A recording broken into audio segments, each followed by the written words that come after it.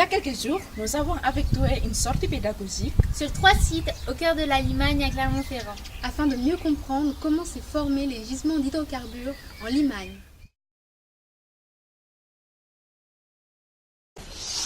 La Limagne, mais qu'est-ce que c'est? La Limagne, c'est un bassin de formation qui date du Tertiaire et se situe au centre de l'Auvergne depuis toujours.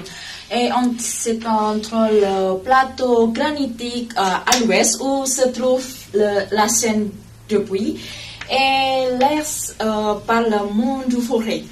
Et c'est un terrain sédimentaire parcouru par la rivière de la Sioule et l'Arié. Tout commence à l'ère tertiaire. Au cours de la dérive des continents, la plaque africaine change de direction et entre en collision avec la plaque européenne. C'est l'orogénèse alpine. En contre-coup de la formation des Alpes, la croûte terrestre s'est amincie, provoquant alors une vaste série de fissurations, de créations de fossés et d'effondrements observés dans toute l'Europe de l'Ouest, donc du Massif central jusqu'à la Bohême en République tchèque, donc à laquelle la faille de Limagne appartient. C'est ce qu'on appelle le rift ouest européen. Donc des parties du Massif central s'enfoncent progressivement sur plus de 200 mètres de long, le long de zones de faille, et donnent naissance au bassin d'effondrement appelé Limagne. Les hydrocarbures sont des composés organiques constitués exclusivement d'hydrogène et de carbone formés par dégradation de molécules organiques issues du phytoplancton dans certaines conditions géologiques. Donc les hydrocarbures peuvent être gazeux, liquides ou solides, donc comme le charbon, le pétrole ou le gaz. Donc, tout d'abord, pour qu'un gisement d'hydrocarbures se forme, il est nécessaire de réunir plusieurs conditions. Dans un premier temps, la présence d'un bassin alimentaire est essentielle. C'est pourquoi la carrière de Gandaya est le géosite permettant de mettre en évidence cela. Mais où se trouve la carrière de Gandaya? Donc cette carrière se trouve au cœur du bassin, dans le fond du Graben, à l'est de la faille et de la chaîne des puits. À l'époque oligocène, de moins 34 millions d'années à moins 23 millions d'années, s'effectue donc la sédimentation de notre bassin. Le remplissage du bassin a duré plusieurs dizaines d'années et environ 200 mètres de sédiments se sont accumulés en milieu lacustre. La stratigraphie du sol nous a permis de mettre en exergue trois types de roches superposées en couches nommées le strate confirmant la pression d'un bassin sédimentaire il y a environ 3 millions d'années. Donc nous avons donc parmi ces trois types de roches le calcaire. Donc c'est une roche sédimentaire constituée de carbonate de calcium, donc du CaCO3.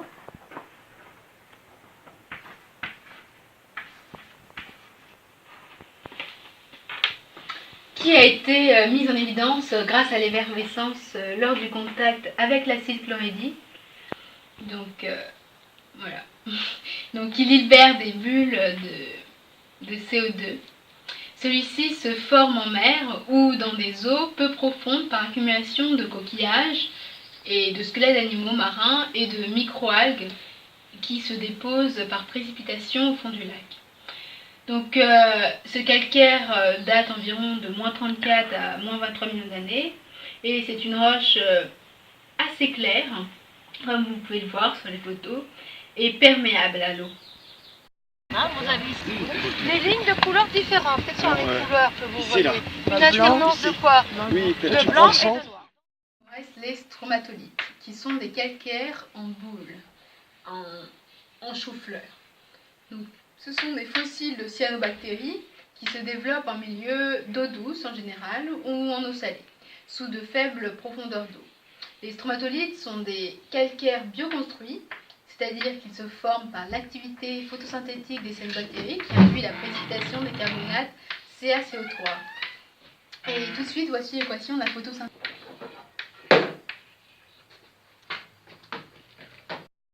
En somme, sous la couche végétale du site se superposent des marnes feuilletées de couleur brun, des bancs de calcaire massif de couleur gris clair et une couche de stromatolites de couleur plus foncée, riche en matière organique fossile. Cette matière organique a subi la diagénèse, qui l'a transformée en bitume. Par ailleurs, des coquilles d'escargots aquatiques, comme les planorbes et les limets, ont été retrouvées fossilisées. Donc le paléo-environnement permet la présence d'un milieu qui ressemble un peu à une cuvette dans laquelle les particules ont sédimenté sous une plus ou moins grande quantité d'eau, notamment de l'eau douce, mais également quelques intrusions d'eau salée. Au cours de notre expédition dans le géosite de Gandalia, nous avons découvert une roche un peu rouillée, oxydée du fait de la présence d'un peu de fer. Cependant, grâce à la structure microlithique de la roche, nous en avons déduit qu'il s'agissait d'un filon de basalte, une roche de nature volcanique. Cette lave refroidit rapidement à la surface. Elle a dû remonter depuis la lithosphère et franchir la croûte grâce à des fissures dans celle-ci. Elle permet donc en exergue le volcanisme présent dans le planéo-environnement Oligocène supérieur et la Miocène inférieur.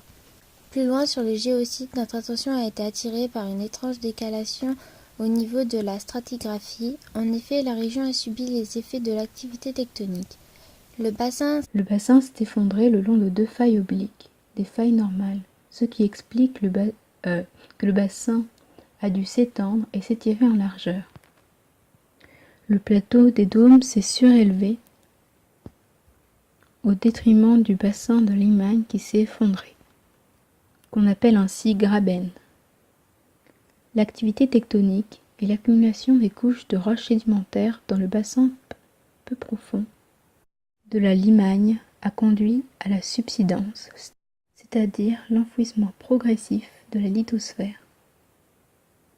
En définitive, le rift continental ouest européen, en amincissant la croûte, a créé le fossé d'effondrement en Limagne, sous l'action de forces d'étirement, donc de divergence en contre-coup du plissement alpin.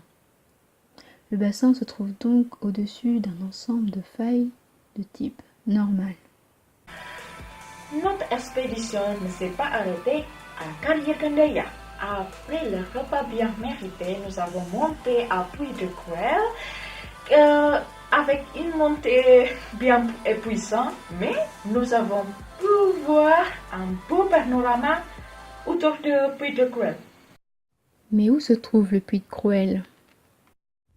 Le Puy de Cruel se situe dans le périmètre urbain de Clermont-Ferrand, au cœur du Graben de la Limagne. Il est bordé, à l'est, par l'autoroute A75 et se trouve à une altitude de 427 mètres. Le Puy de Cruel est un diatrème de marre. C'est une ancienne cheminée volcanique âgée de 15 à 20 millions d'années. La tectonique des plaques a entraîné la création de failles dans la croûte qui sont à l'origine de la phase de volcanisme intense en Limagne. Le Puy de Cruel s'est formé suite à la rencontre d'une des roches magmatiques avec une nappe d'eau souterraine en faible profondeur. La chaleur du magma a engendré l'évaporation de l'eau. Cela a provoqué une surpression et déclenché une violente explosion, c'est-à-dire une éruption phréato-magmatique. Cette explosion a conduit à la formation d'un trou profond au sein du bassin sédimentaire, un cratère, et les particules présentes au sein du nuage produit par l'explosion est retombé en forme d'anneau sur les bords du cratère, ce qui a formé le mare. L'eau ayant été propulsée hors de terre a formé en retombant au sol un lac dans le cratère. Ainsi, le Puy de Cruel est essentiellement composé de pépérite, un mélange de basalte et de roches sédimentaires pulvérisées lors de l'explosion volcanique, qui s'est solidifiée au cours du temps pour donner une roche volcano-sédimentaire. Lors de notre exploration du site, nous avons découvert une roche bitumeuse enveloppée dans une matrice de pépérite. Cela s'explique par le fait que lors de l'explosion, des hydrocarbures accumulés au sein des roches de calcaire ont été projetés vers la surface et se sont mélangés avec les roches pépéritiques, donc aux sédiments et au magma.